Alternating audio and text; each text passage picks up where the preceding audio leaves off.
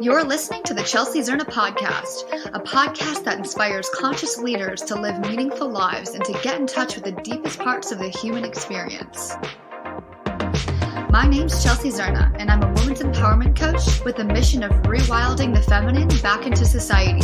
Each week, I have a conscious conversation with best-selling authors, inspiring leaders, and spiritual lightworkers who aren't afraid to step into the unknown and explore the greatest truths of life. Thanks for listening. Welcome to the Chelsea Zerna podcast. I'm here with Selden, Beylouni. She is a health coach and an energy healer. And today we're going to talk about her journey into overcoming autoimmune disorders and talking about all of the things. Selden, thank you so much for being here and welcome to the podcast. Thank you so much for having me. I'm happy to be here. Yes, amazing. So I'd love to first dive into your story. So Selden and I recently were in a walk in the park in Atlanta, and she told me about her story and her journey of overcoming autoimmune, and I was so inspired by it. And also I was so inspired by the freedom of speech and like what you're standing up for in the world. And I think it's super incredible and like very honorable and also scary and courageous to like have a voice in the world right now when everyone's voices are getting shut off. Yeah. And like your story is so powerful and so potent to even have the voice. And you've done a lot of research throughout your whole life because you've actually experienced this firsthand. So yeah, I'd love to just hear a little bit about your story and how you got started in all of this. Yeah. Thank you so much for saying that, by the way. That almost brought a little tear to my eye. That was really sweet. And, just captured a lot of sort of my mission in one beautiful sentence. So thank you. So when I was going through puberty, this story goes back a long way, and there's a lot of layers to it. So I kind of nothing is off the table when it comes to like me telling my story. So I'll just kind of dive into all of it. When I was going through puberty, I started noticing symptoms of what now I know as autoimmune, but at the time I didn't understand what it was. I just was exhausted all the time. My body hurt. My body was really fatigued. And even then, I don't even think I understood that my body was fatigued. It took me years to even realize that not everybody felt that way.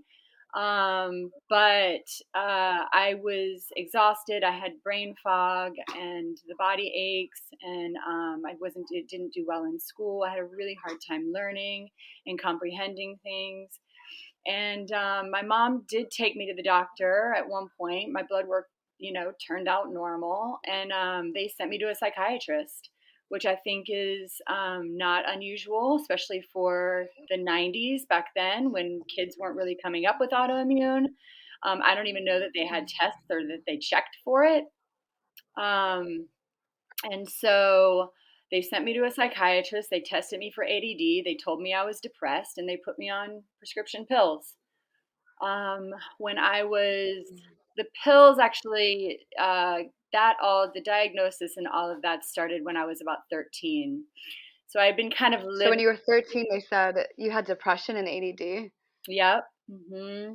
And they put me on Ritalin and antidepressant. I think they put me on Zoloft at the time, was the first one they put me on, but I was on many throughout the years. So then once I started taking the Ritalin, my mind and my everything just like opened up, and I couldn't believe that I had been living under this like sheath, this like fog for so long. And so I felt better. I felt amazing. I felt so amazing that I wanted more.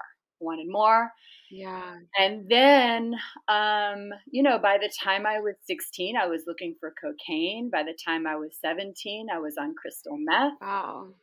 And I should say, like, because I didn't feel good starting in middle school, early middle school, I was already experimenting with drugs. So I was already drinking, smoking cigarettes, smoking weed, taking LSD when I was very young, seventh or eighth grade, I was starting to play with hallucinogenics. So for Was me it at 16, because you were given medicine or because you wanted to like explore deeper parts of your body? I think no, it wasn't that deep. It wasn't that deep yet. It was to escape because I felt really misunderstood and felt really lost. And I didn't understand. Mm, I couldn't even articulate what was going on in my body. I just wanted to be out of it because it didn't feel yeah. good. You know what I mean? It didn't feel good Yeah. mentally, it didn't feel good physically. And these are all concepts and things that I know now as an adult, but as a kid, I just felt lost and sad and I was depressed. I mean, I think that was probably an accurate diagnosis, right? What caused the depression, I think, is up for debate. But um and Yeah. how it's treated, of course, I have different views on that, of course, now. But so yeah, I spent a good amount of time in rehab. I got out of rehab and I graduated from high school in rehab too, which was crazy. And I learned a lot in that rehab. I Wow. have to say, I liked it. It was an outdoor rehab called Three Springs. I don't know if it's around still, but they did a lot of like sort of coincided a little bit with the medicine wheel, the American Indian medicine wheel, and we had like sort Wow. of rituals and ceremonies and stuff. I learned how to, cook my food over a fire and all this crazy stuff. So it was cool. It was actually a good experience for me. But anyway, so I got out of rehab. I went back to using, and Ah, you did, because after rehab, it like you did a lot of that, like what made you go back into using after rehab? I think what made me go back was because in the real world, nothing had changed, nothing had healed, nothing had. I still didn't feel good. I Yeah. still wasn't I still didn't have energy. My body still I was still then I think I went back to taking, medications and stuff. My parents didn't understand me, so there was like this you're lazy, it's all in your head. And when I Mm, think, I know nothing against my parents. I love them dearly. They did the best they could. It was really, really hard. But to tell a child that at such a young age for so many years, it really does a lot of damage to the soul, I think, and the psyche, because you're teaching that child not to trust their own feelings and their own body signals and their own body messages, yeah. because Yeah. now what I understand, what I know now is every single time something comes up for me, that is my body and my soul trying to tell me something is up. And now that I Mm, understand the work of slowing down, I can tune in and I can pay attention to those things and I can figure it out. I can get down to the root of it because now I know that my emotional body, my physical body, and my soul purpose and all these things are connected. yeah. And so Wow.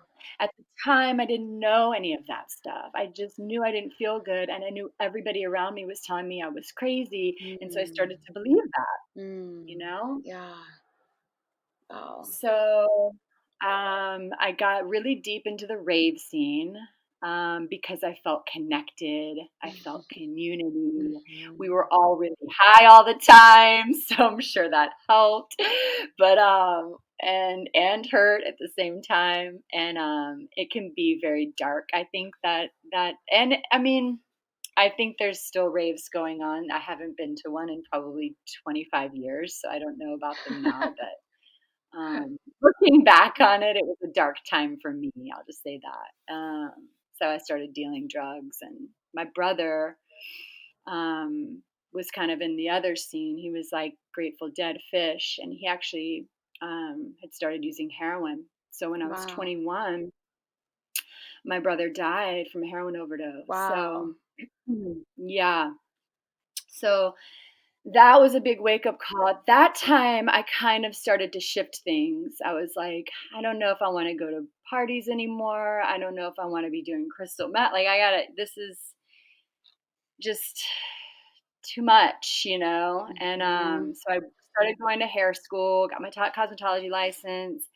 I had some stuff going on at home. I was feeling disconnected from my parents, still very lost, still not understanding what was going on in my body, why I felt different than everybody else. And so I moved to New York and I started my career in New York as a hairstylist. Um, and whenever I was not on medication, things were always up and down. It was like I would have, a good week and then I would be like down for the count the next Mm. week. Or I would dip in and out of using drugs and drinking. At the time when I was in New York, it was a lot of alcohol. I mean, a lot of alcohol and cocaine. And Mhm. so I did that for many years. Again, trying to clean up at certain points. Like I ran 2 marathons. I stopped drinking for a stretch of time. My journey was like very up Wow. and down. It was like never. So you were able to run with your body feeling the way it was feeling? It's insane. I think I was on pure adrenaline, but at the time I was on heavy doses of speed. I was still taking prescription pills. So what Gotcha. happens when you Yeah. take those pills? Like I was taking like 80 milligrams of dexedrine. Dexedrine is like it's kind of like Vyvanse, I feel like now. Um and Mhm. 80 milligrams for somebody that's 100 and 25 pounds is like it's like a lot. I mean, most people take 20 Yeah. milligrams in a day, Yeah. so it was just, full burnout, That's what I was doing to my Mm. body really, but I was trying to feel better, like, through the running, and I was Yeah. trying to get clean, and I just had this, I had this desire. I had this strong want and desire to be healthy, but like I didn't really know how to get there. I didn't really have the full support system. So it was like I would do it and Mm. then I would go back and then I would do it. And I think that this is very typical for an addict's journey. I mean, I don't really like to put myself in that label. I don't really like to label myself that, but for those that might be listening that understand addiction, this is very typical to sort of want to clean up and have certain periods where you're doing that and then go back. But the prescription pills never stopped. And I was on a lot of antidepressants as well. So everything was just math. Yeah. Because when I took the pills, even though it wasn't addressing my autoimmune, it literally covered everything up. It just like took all of my Mm. symptoms and just pushed them down. So I Like it numbed your body? numbed my emotional body. I don't think I Mhm. had dreams for years.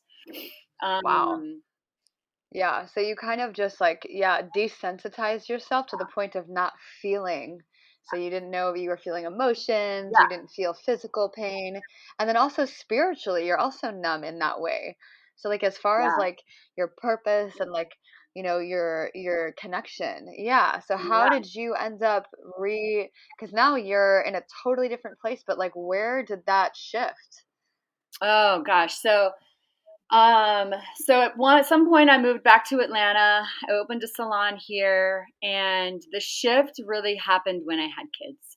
When I was 34, I got pregnant with my daughter, and I stopped taking drugs. I stopped taking everything. I mean, obviously, I stopped drinking and all of that, but I also stopped the prescription pills. And uh, I there was a part of me, I feel like, that always knew I was gonna be sober and I was gonna live this life of purpose. And so I feel Yeah. like when I got pregnant, I knew this was my chance. Like it was my opportunity to be like Mm. really stepping into what I feel like I'm put here to be doing. And so I kind of Yeah. I took it really seriously. I also took it seriously because I now have a little girl that's like watching me and like emulating me and like, Yeah. I'm raising this life. Yeah. So that was like I'm getting a little emotional. I didn't expect to. I was really precious. It was like a really precious I just saw it as like a really precious opportunity. Mhm. And so Yeah. after I had her, um, I tried to stay off the medications, but I had a salon. I had a busy salon in Buckhead in Atlanta. And so for about 6 months, I went back on the medication. And I remember holding her in my arms one day, and I was reaching into my medicine cabinet, and I was like trying to open my bottle, like get my, my vibe at the time. I think I was taking Vyvanse, and just get it in my mouth so I could just like be a mom, so I could function, so I could. And she's watching me, and I looked at her, and Mm. I put it down, and I never touched it again. You know? Wow. Oh Yeah, my God. yeah. I never touched it again. Wow. I just got full body chills. Yeah, I know, it's crazy, Mm. and I That's so held on to that powerful. bottle of Vyvanse for years, but I never touched it again. It was crazy, so weird, like, I couldn't throw it away for a long time. And with your body, did you feel how did you get your energy to be a mother then? Because you looked at your daughter and you're like, "I'm not doing this." But what was your alternative? So I did some crutch coffee, tons of coffee, Mhm. but then I went on my journey. So then I took a Ayurvedic course, so I'm an Ayurvedic health coach as well. And that was the first certification that I got. So I did a really amazing class, like a 6 month course in Ayurveda. So I started eating cleaner. And someone recommended it to you? Yeah, How did it's you know just, that that was the path? Like Ayurveda is like Indian. I was doing yoga. I had started doing yoga pretty religiously. And I would say at this point, I had started my spiritual awakening. So I had like started to want to meditate. I wanted to get into breath. I knew that if I didn't do some serious, drastic stuff, that I wasn't gonna be able to take care of my daughter. Like, it was like that. It was like, Yeah. Selden, if you don't like do this shit, can I cuss on here? Yes. I was like, if you don't do this shit like serious, like really seriously, then like Mhm. you're not going to be able. And mind you, what's crazy is I still never even had a diagnosis at this point. At this point, I'm like, 36 or 35 or 36, and I like still didn't even Yeah. know why I felt that way. I just knew that the doctors were not telling me, giving me any answers ever. They never did. And I knew there was something underlying with it. I knew it wasn't just ADD and depression. That never resonated with me. I never really felt like Yeah. that was the bottom line. Like, I don't think that's ever the full story. And Yeah. For sure. and so, and so I knew that, yeah, so I just knew that I had to change. So that was sort of the beginning. And then and I did a full panchakarma, which is like an Ayurvedic cleanse. That was like a 7 day cleanse. I went out to California Mhm. to like kind of my guru at the time, and did this 7 day cleanse with him that was incredible. And I started to feel okay. I mean, the thing with autoimmune is, you have flares. So like it's like I would have pockets of Mhm. time where I would feel great, and then there would definitely still be these pockets where I'd be just down for the count. And the thing with, I mean, back then when I wasn't feeling well, there was so much shame. There was so much shame around it. It was like the Mm. stories in my head were really, really sad. And when I think back to the way that I talked to myself when I couldn't function, it was like, Yeah. what's wrong with you? Why can't you do all these things that everybody else can do? Like, why are you weak? Why, like just so much. And I really Yeah. feel like that self talk fed the disease even further. It's like what came Mm. first, the chicken or Yeah. the egg? It's like, so then I got pregnant with my son. And after I had my son, my neurological symptoms like went haywire. So my daughter started having symptoms. She Mhm. was 2.5 at the time. And I can talk about I can go into that a little bit with my daughter, Chelsea. Yeah. Yes. Yes. Okay, so I do think that my daughter was injured with a vaccine because after her measles, mumps, rubella vaccine, she started to have neurological symptoms as well, spacing out, um, spacing out to the point I actually think she was having seizures, mini seizures. She had like skin rashes all over her body. She had a tic, like an uncharacteristic sort of high pitched laugh that she had developed that was very strange. She had um, like constant strep infections Mm. that How old were was she not. when she got the vaccine? She was, she was 2.5. I did have her on a delayed schedule, but by the Yeah. time my son was born, it was like everything exploded. It was like, okay, like my daughter got sick. Now I had a new baby, and my lupus flares, like my own personal autoimmune, like went crazy too. So I was having really huge memory lapses, and confusion, like really bad Mm. confusion where I didn't know what was happening day to day. I couldn't keep up with schedule. I was like having really bad insomnia, heart palpitations, hand and arm Wow. tingling and numbness. Yeah, and I would have like tingling up my back and in sort of into my head. Um, I mean, so many things, so many things, and then plus the body aches, the fatigue, all of that got worse. So we went on this Mm. pretty extreme diet called GAPS, which is like, it's called the gut and psychology syndrome, is what it stands for. And I really started doing it more for my daughter because, to be honest, she was my biggest concern. And now what I Yeah. know about the adrenals and the nervous system, I was never in a balanced state of mind.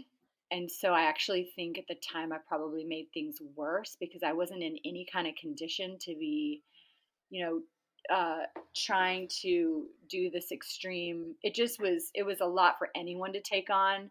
And then throw on Yeah. top of it the fact that I was also sick. And I also had nervous system dysregulation, so I was just in fight or flight because my kid was sick Yeah. and I was freaking out and I didn't know how to help her. And also, I was getting gaslit with her as well. She's Mm. fine, nothing's wrong, every kid gets From the skin doctors. rashes, from the doctors and my family. And my family. Wow. Yeah. I People were mean, saying nothing's wrong? so the women, my mom and the couple of the women that were like helping me saw it, but yeah, they would literally say like, it's fine, it's no big deal, like she's fine, Wow. and they'd be like, well, we notice it, but it's like not a big deal, like she'll be Mm. Oh fine. my. Wow. And a mother's like intuition is so strong. It's almost like the theme. It's like But I was like starting to question myself, you know? yeah. Because like I was Mhm. still already dealing with my own cognitive dissonance about my own body. And so Yeah. now I'm taking on hers. Oh my God, am I crazy? Like maybe am crazy. Like maybe she's not really. And then one day she had a full blown seizure in front of me. Wow. And of course I was the only one who saw it. So they even questioned me on that, which was insane. And but Oh we my. got her tested. I mean, the thing with seizures is if they aren't having a seizure, like when they get tested, then it doesn't show up. Mm. So we went on this whole protocol for her and for me. And some things got better, some things got worse. Um, we And at this point, you basically still don't know that you have lupus, right? this point, I still don't know I have lupus. So then I have a girlfriend in my ear about switching diets. She's like, "You're eating too much fat. You're eating too much protein. It's not working." And I was like, I don't know how to get her off the diet though, because if I introduce other foods back, I feel like she gets worse. I mean, at this point, I was kind of like, I was just like trying to keep her stable, you know? Yeah. And so she was like, I think you need to read Medical Medium's books. And I was like, okay. So I finally read his books and I start shifting our diet around a little bit. I start like going a little bit back into just like, I was just trying to get to a normal place where we could like eat grains, maybe even eat Yeah. a little bit of protein still. Like now I'm a vegan, but for my kids, like it was just like I just wanted a normal, like maybe keep the gluten and the dairy and the high inflammatory foods out, but like that's all I wanted. I was so desperate. And so we kind of started shifting. And in this time, she started to really stabilize. I think now 3 years has passed. So she's like, I feel like kind of growing out of some things. There were some huge things. Like, I don't want to go into her whole story because I kind of want to keep this more about mine. But like, there were some huge things. We went to an integrative doctor. We found some major things she was allergic to that were in her diet, eggs being one of them. We found out Wow. she had a deep strep infection in her gut that was, we think, signaling to going into the brain and like causing her to have pandas symptoms. Pandas is like a childhood, basically a strep infection that goes to the secondary, like it goes to the brain basically, and kids start having like OCD, tics, like all the same symptoms. Anyway, and so there were some things that happened with her that we were able to resolve, and then I started sort of shifting the diet. So at this time, my cousin, who's a PA, was like, Selden, have you ever been to, because I still was like, I'm just tired all the time. And I didn't even know my body hurt. I just, like, I knew what I was living with, but I still didn't really understand or make the connection that not everybody was like feeling like that completely. Mm. That makes Yeah. sense. Like, it's Yeah. like I did and I didn't. There was such a like a disillusionment like around that. Anyway, my cousin was like, I think you need to go to an endocrinologist. And I was like, funny, I've literally never been to one. I've been to neurologists and I've been to like just a regular doctor, but I've never gone to like another specialist. So I found this woman online and it took a year for me to get in with Oh her, but my God. I was like, I want to go to a woman because I don't want to be gaslit. I'm sorry. I hate to say, make that stereotype, but it did seem like the men were very um, prone to gaslight the women. I still think Yeah. that's true. So I wanted a woman. I read all of her reviews, and it was like she listened to me. She understood me. She Mm. took me seriously, and I was like, "This is who I want." I waited a year for her. Oh my It was God. the best decision I ever made. So I went to her, and she Oh my did. She sat God. with me for like an hour. I mean, a real like medical doctor, like sitting with you for an hour is unheard of. She did some blood work on me. I had, Wow. That's why she has a year-long wait list. That's so incredible. yeah, Oh my God. I feel like my heart is just like, ah, it makes me actually tear up hearing that because that's like so needed in the so industry. needed. Yes. Yeah. So she was like, I really think you need a rheumatologist. So she sends me to her friend, same experience.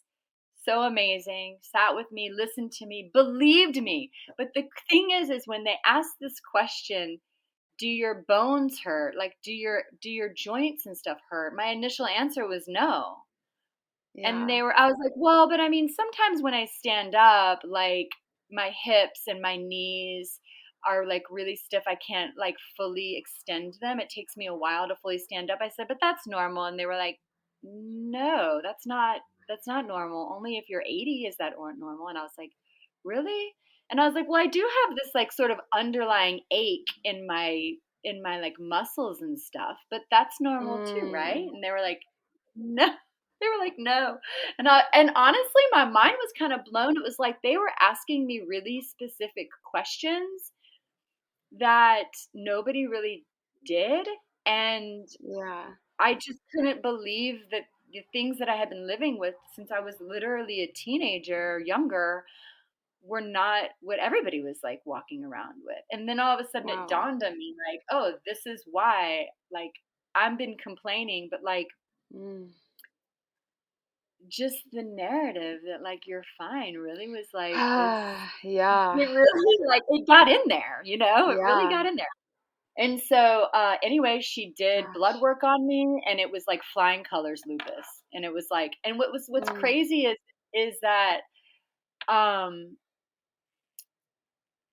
I lost my train of thought. But it's just the whole thing just that it was so obvious and so easy for her to find. Mhm. Um, and how many years it took, Yeah.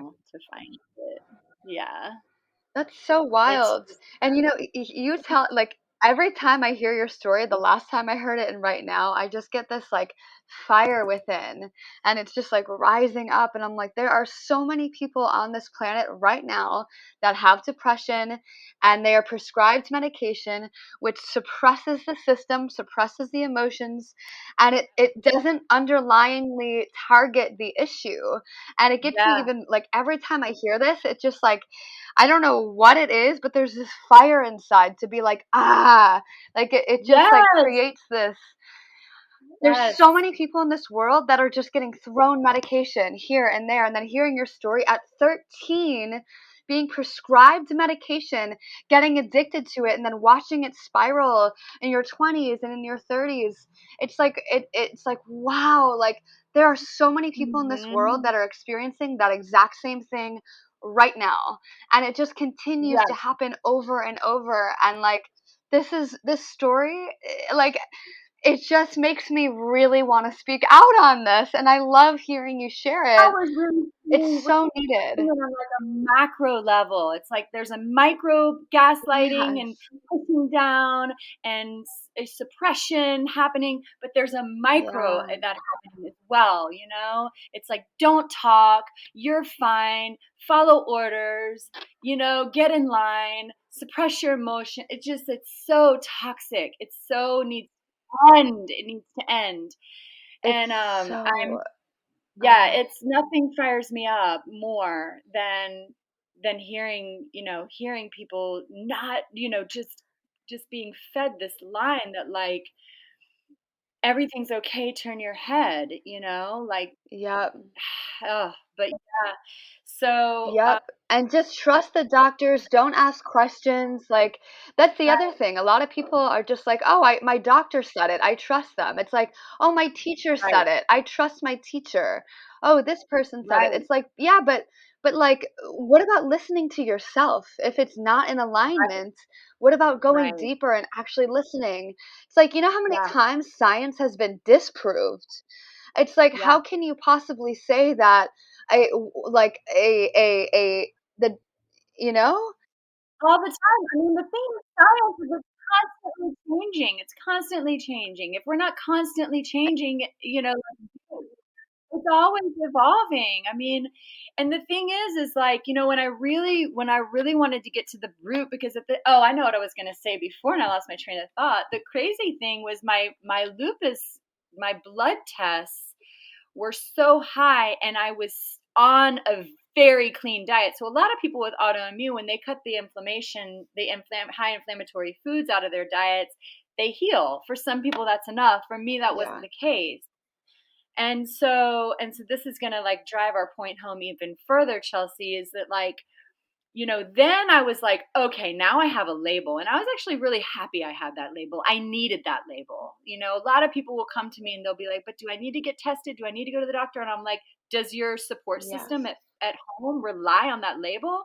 Because I needed to say to my family, like, this is real, Mhm. this has been happening to me for so Yeah. long. Like, so so anyway, so I went home and I was like, But, and also with that label though, then you can listen to other people's stories and dive into their treatments and really get super, super clear on what would work for you based on the yeah, thousands of other people that also have it. exactly, exactly. I mean, there was so much. I felt like with that label I could do more. I felt like I was going to be taken more seriously. I felt like, and that might not be everybody's story, but for me, it was a huge part of it because nobody believed me otherwise. Yeah. So anyway, so Yeah. then I started to really go into my soul journey because I was like, it's not just the food. Like the food, yes, I changed my diet over even more and started juicing and started detoxing and started, doing all of that. But what's crazy is right around, so I started praying hard. I want to know at the bottom line, like what is the root of, because at that point I was still having flares, even though they were less, I was still having them. Mhm. So I was going through a divorce at the time, and I had found some information out about my ex that was like heartbreaking. And we had actually already split. We were separated. I was already living, we were living separated. And I got so like heartbroken over this information that I literally experienced the worst flare of my life. So like it didn't Wow. have anything to do with Mm. food, didn't have anything to do with a toxic chemical, it didn't have anything to do It's with like an emotional anything. hormone. It was an emotional, Mm. and it took me out. And it was like the shame talk, the depression, the like it just spiraled for 2 weeks. I couldn't function. And I didn't know if I was even going to come out of it. It was like that bad. And Mm. at that point, and I needed that to happen because at that point I was like, oh, this is connected to my emotional, this part of lupus for me Yes. has to do emotional, like the emotional stuff. Like, what is this? And so then it was like, okay, like, all the things like abandonment, rejection, all my inner child stuff, and I Mhm. was going to a healer at the time. And so we dug deep into like, what is the roots? And that's really when like, my big emotional spiritual journey just took off after that. And so then I started like I was like, okay, I want to become a Reiki master. Did that. Yes. And then I really and I shifted my mind frame around like lupus. I mean, even though that label was so good for me, now I really feel like, and I still use it, I still, it's still part of my story, but now I feel like when I have something come up, if I have something come up, which now is pretty few and far between, I can go, this is my trigger, and this is my body's response to it, and then I'm actually Mhm. able to get out of it really fast. I'm actually, Yeah. and if I can, if I need like a day to recover, then I do my work and I take my day and I recover, and then I'm able to bounce back. So it's not this like spiral of shame and guilt and all this stuff. It's more like, okay, this was what happened. Let's get what's the real cause, right? Because let's say I get triggered by Mhm. a friend and my abandonment wound gets triggered or something like that, and then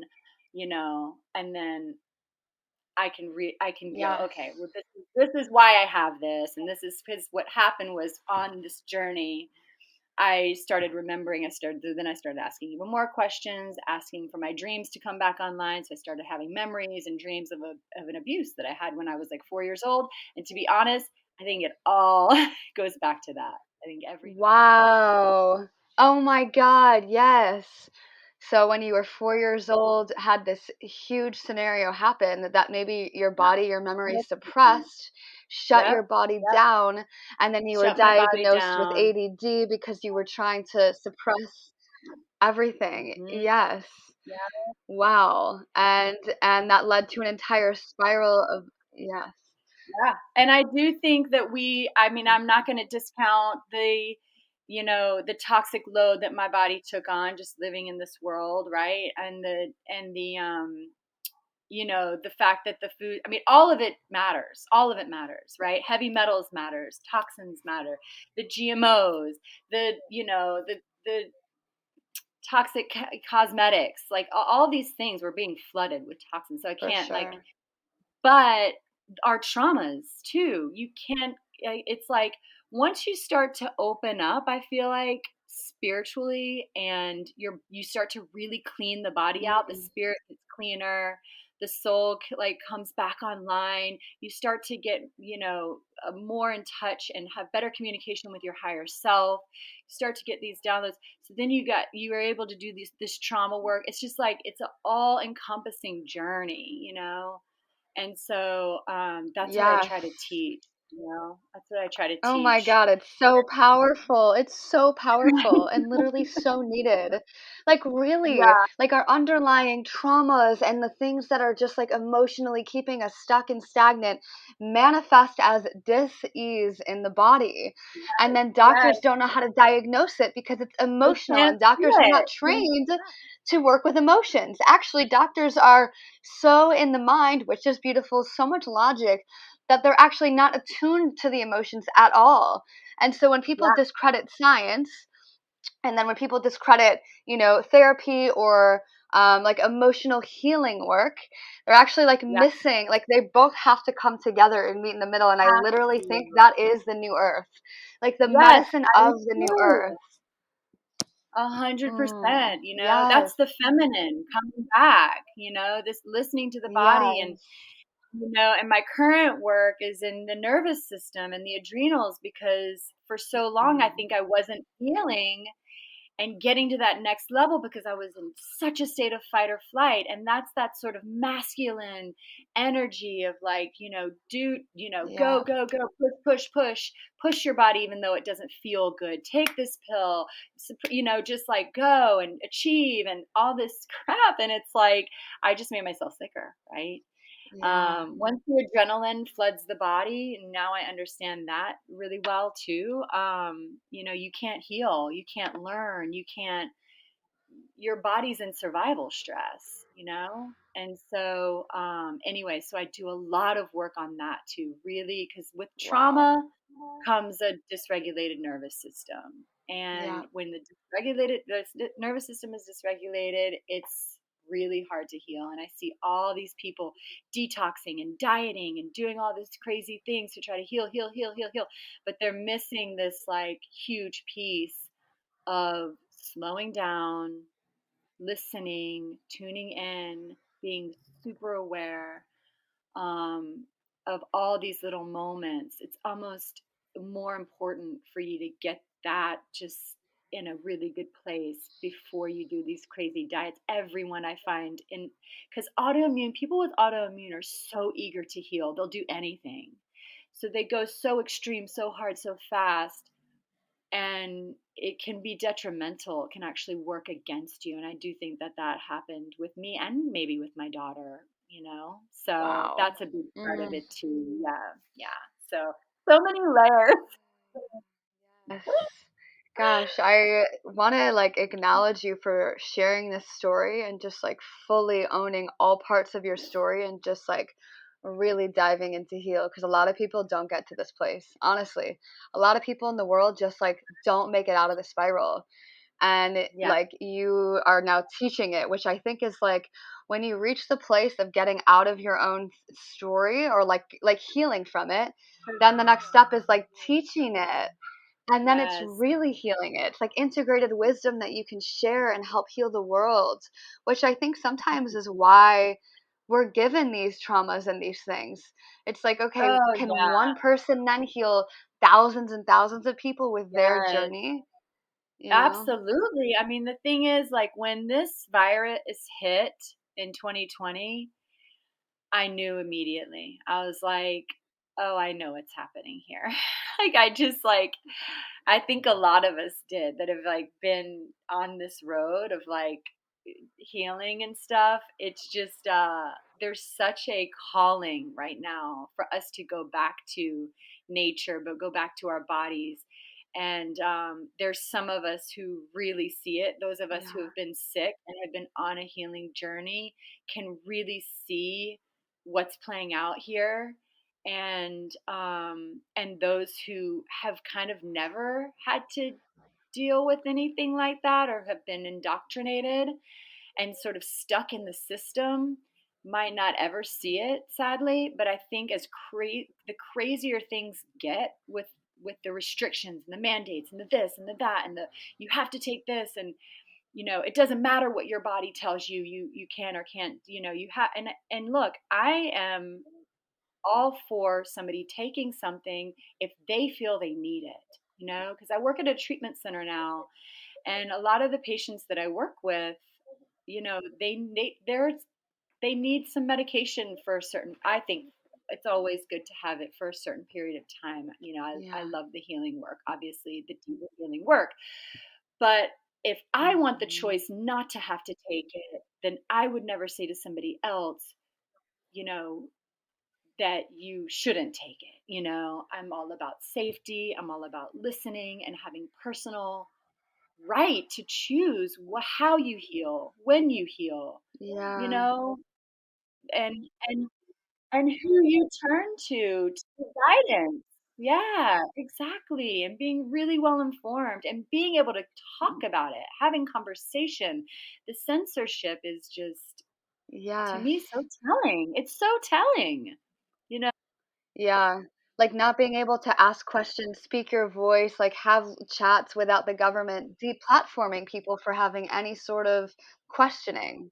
It's a repression of the feminine, the voice of the feminine. And like literally Absolutely. this is like a worldwide thing of, the masculine wants to like we have masculine feminine energies within. So our inner masculine, right, even within all of us wants to Right, overshadow the intuitive voice and be like, no, you don't know what you're talking about, this isn't right, follow the protocol. And the inner voice is like, but what about this? Like, wait, what about the infinite right, options that there are besides the one option you're right, prescribing for the entire population? What about like the right. uniqueness of every single individual? Exactly. Yeah, Exactly. Every person's story, every person's, yeah, I mean, it's crazy what's happening, and to me the biggest problem is that we can't talk about it. yeah, It's really, that's the it's hardest thing. I it's the feel hardest you. thing. Yeah, it's the hardest thing. And the gaslighting, there are people who look, with every medication, I don't care what it is, there are side effects. There are adverse reactions. They happen, Yeah. they're real. And these poor people who are getting gaslit, it's such a trigger for me. I feel that so much because it's like they're actually experiencing pain, they're experiencing symptoms, Mm, and nobody will help them. People, doctors are discounting them, and and I don't yeah, want to say there's not good doctors out there, because I think there are plenty. But for the most part, I think a lot of are afraid to speak up. They're afraid, totally. They're afraid to lose their jobs, which they spent so much money getting the degree, then paying all Yes. this malpractice insurance, and now they're in this state where Uh, they can't speak up. They don't even have a voice because they will get right. fired and all of that investment will go down the drain. So there's also this like Mhm, pressure to mhm, conform. And so it's not mhm. up to the doctors to speak, actually. It's actually up to the people who are us because we aren't going to lose our jobs doing it. We have to say Right. something because they won't. Because they're actually getting paid to keep their jobs, right? Like the way they keep their jobs is by doing it. And speaking up, like you have to have a lot of courage or you have to have a Yeah. lot of unattachment to keeping your job, which a lot of Mhm. people they really don't want to lose their jobs. And so it's like, well, what about and then now they just, mandated that every single company that has over 100 employees has to comply or get Mandate. fired. So Yeah. now it's like a world, it's actually the perfect storm, though. It's like, how Yeah. far can you go to shut people's voices off before there's this almost like this like bubble Explosion. expanding and then all of a sudden it pops? Like you blow up a balloon. Yeah. Yeah, Yeah. I know, Yeah, right? and And it's it's not happening even because about people the like, vaccine or not.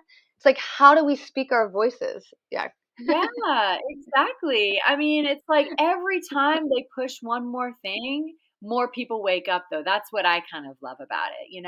And it's like, I just, from a personal perspective, when this happened, I was like, oh, I was like, this is my purpose. I mean, like, this really, I was like, whoa, I was like, this, my whole story, everything that happened, Yeah. boom, it's like, boom, right in my face. Like, this is why it happened, Selden. This is your time to use your voice. I mean, from the, like, 2 years ago, I kept I'm getting hearing this, chills. like, learn how to speak, learn how to speak, learn how to speak, learn how to speak. I mean, I did a lot of work on my throat chakra and on my abandonment wound, because once I started to speak, people were abandoning me like left and right.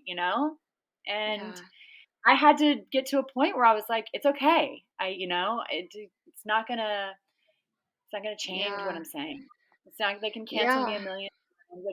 They can shadow ban me. They can take my followers away. I'm going to keep talking about it. And I think a lot of us feel Mm, that way. And yeah. because of that, we have a chance, I think, at actually, Yeah. making a change that Yeah, needs to for happen. sure. It needs to Yeah. happen. And Yeah. I think it starts here, and it's already started with like cryptocurrency. That's a huge revolution.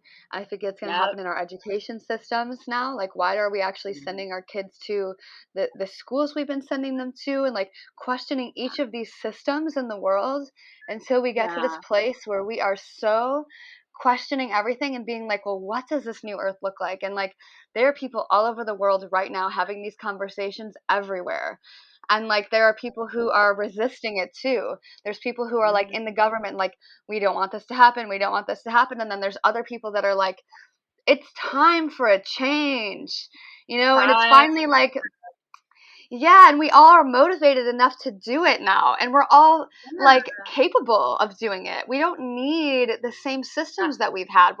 We're capable of living the way that, like, in sovereignty, really, and like being, Yeah. like there's a lot of people growing their own food, and instead of mass producing things Yeah. into a factory, squeezing it out the other side and being like, this is a hot dog. Like, what is that? Yeah. We could go into so many directions, but it's Yeah. like, Oh, totally. It's on so many different levels, It's like you see it everywhere in all different, yeah. I mean, I'm going up against a little bit of my kids' school, with the masks and because my ex is he's really supportive actually. He's amazing, and I'm so happy that he's the father of my children, but he's definitely not as on this side of things as I am, but he does support what I'm doing with the school. But if it were up to me, they would be being homeschooled. I'll just say that, right? But he's supporting me in my efforts to get rid of the masks. I mean, it's like, they talk about the importance of facial expressions, yet they're covering them up. It's like the second you put a covering on your two air oxygen pathways, your body is going into fight or flight. How do you learn? How do you retain information when yeah. your system is in survival stress, Yeah. Not only that, but like connecting with other children, which is a big point of going to school. Like Yeah, empathy. social, yes. This school is like that's why we chose this school. I mean, that's their biggest message is connection and empathy and compassion. Mm. They've worked with the Dalai Lama and this program called Sea Learning, and like to and so I wrote a letter to the school. I was like, these are the principles that you guys that are vital in your community, and these are the things that I think, need to be looked at Yeah. because of this And covering of I said, "Where's the connection? How do the kids mm, know how to read, especially like yeah. 5, 4, 5, 6-year-olds, Yeah, and So anyway, whether so like whether the masks help or not, it's more of like this worldwide adoption without questioning of what is the best solution to help our people actually prevent this. And for some reason, yeah, this thing was subscribed and everyone said, "Oh, cool. This is it. This is yeah, the answer." When actually yeah, like it's actually like there are so many others, but no one's allowed to talk about it to even get to something else. exactly, exactly. I mean, the thing is like they might come back and tell me that they've had such low cases in the school and it's because of the masks. But I would question them and say and fire back and say, you don't know that. Take the masks off a couple of classrooms and then do a comparison. You Making an they may experiment not with the children. they just may not have had but that's also it. It's like you don't know the long-term effects of this. You don't know the long-term effects of this. So my child now is Right. a guinea pig, and I don't want I don't sign my child up Totally. to be the guinea pig. Yeah. And what I always love to say is correlation doesn't always lead to causation. And it's almost like in your story, it's like you know, the trauma happens at around 4 years old that caused an entire 20-year cycle. And we never know what impact this is having on children right now. Like what trauma this is causing right now that could last and put people to the exact same cycle. Commit, suicide, depression, lack of Yes. connection. The biggest thing that leads to depression is lack of connection. And so now we're bringing people Yes. into this cycle. It's like, huh, We're doing interesting. it. Yeah. We're doing it in all these different ways, just cutting off connection, cutting off. I mean, suicide rates were up. I don't know the stats, but it's like alarming right now what's happening, you know? Yeah. And they didn't talk about that. They didn't talk about that. Yeah. But I will say, I do recognize that there's an illness. I do recognize that people are getting sick. I definitely don't want to leave this Yeah, the podcast and not situation's recognize those real things for that happen. sure. Yeah, exactly. But like you said, there are other ways. We could have spent the last 18 months teaching people how to take care of themselves. I mean, if we can get an entire, world population to put masks on their face, can we not teach them how to take vitamin C, move their bodies, get sunlight, and eat better? Totally. You know what I mean? It's Yeah. like, where did we had this amazing opportunity to make a health change, and the direction that we went, although I'm not To surprised by cover it up. it's toxic. It covers, it suppresses, yeah, The symbology was like cover your mouth, don't speak. Actually, let's put a mask over it, right? It's like cover your mouth. Don't say anything. exactly. I mean, it's been used as psychological warfare since the beginning of time. I mean, let's not kid Yeah. ourselves, right? Look Yeah. at Saudi Arabian women. I mean, that's not a mistake, you know? Totally.